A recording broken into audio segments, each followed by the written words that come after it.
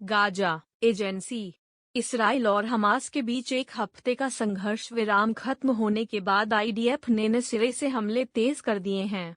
इस बीच गाजा में मरने वालों की संख्या 15,200 से ज्यादा हो गई है। मारे गए लोगों में 70% महिलाएं और बच्चे हैं। हमास द्वारा संचालित स्वास्थ्य मंत्रालय ने शनिवार को यह जानकारी दी है। मंत्रालय के प्रवक्ता अशरफ अल किद्रा ने शनिवार को इस आंकड़े की घोषणा की।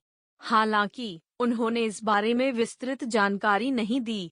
स्वास्थ्य मंत्रालय की ओर से दिए गए पिछले आंकड़ों में मृतकों की संख्या 13,300 से अधिक बताई गई थी। अल किद्रा ने मौत के आंकड़े में तेज उछाल के बारे में विस्तार से नहीं बताया।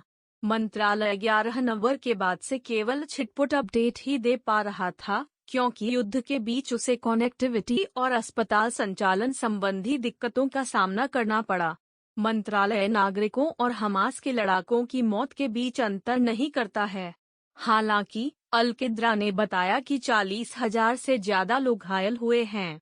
एक हफ्ते के संघर्ष विराम के बाद इसराइल ने हमले तेज कर दिए हैं, जिससे नए सिरे से लोगों के हताहत होने की चिंताएं बढ़ गई हैं।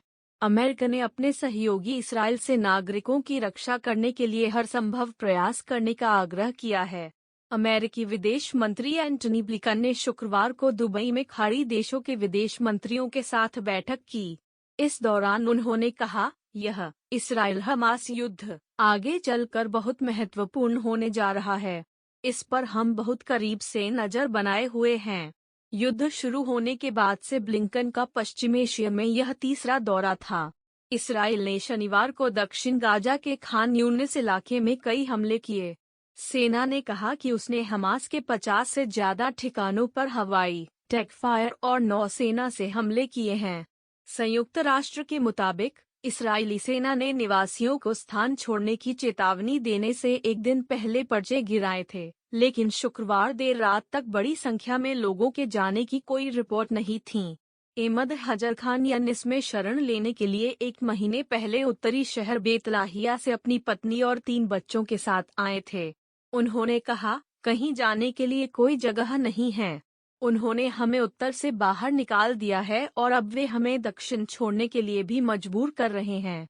इसराइली ने कहा कि उसने उत्तर में भी हमले किए और गाजा पट्टी में अब तक 400 से अधिक ठिकानों को निशाना बनाया है। लगभग 2 मिलियन लोग गाजा की लगभग पूरी आबादी क्षेत्र के दक्षिण में फंसे हुए हैं। युद्ध के शुरुआत में इसराइल ने लोगों को उत्तर से यहां स्थानांतरित होने को कहा था। इसके बाद उसने जमीनी अभियान शुरू किया था।